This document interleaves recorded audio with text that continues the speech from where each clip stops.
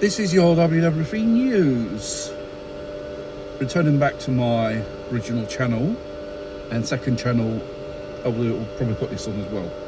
Now, last night, Kiev and Ukraine has received the heaviest bombing from the Russians so far.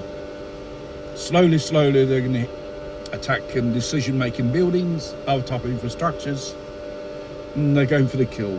Looks like the Russians this time around have understood its glove off.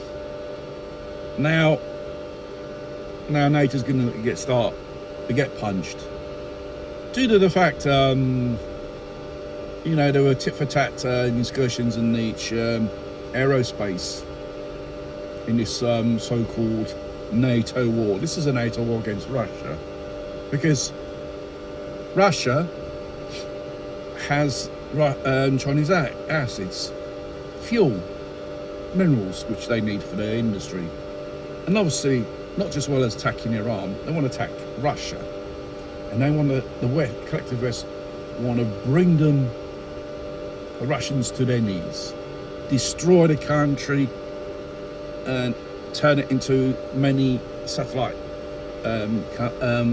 countries for the winners.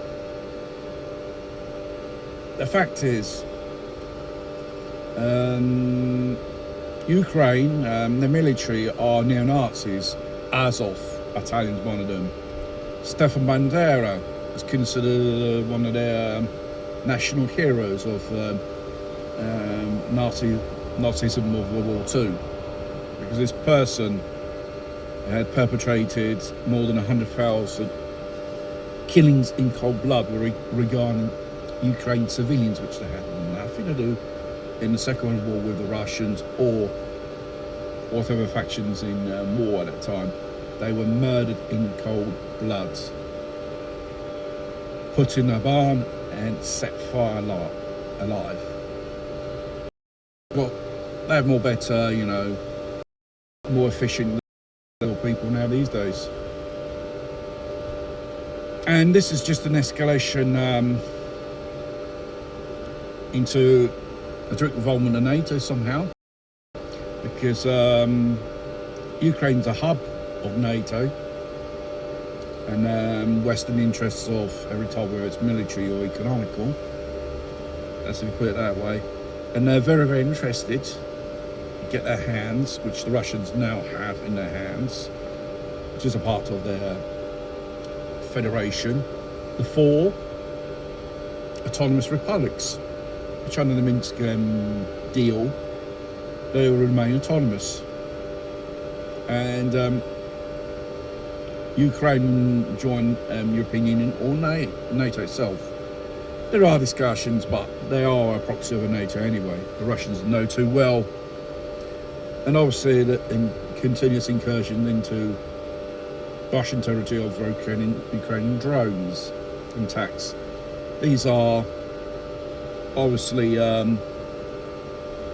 NATO-guided devices, and are probably intel they provided through the satellites of NATO. So, in a certain way, 21 countries of the European Union supply weapons to Ukraine and money, whilst our economies are going down the toilet.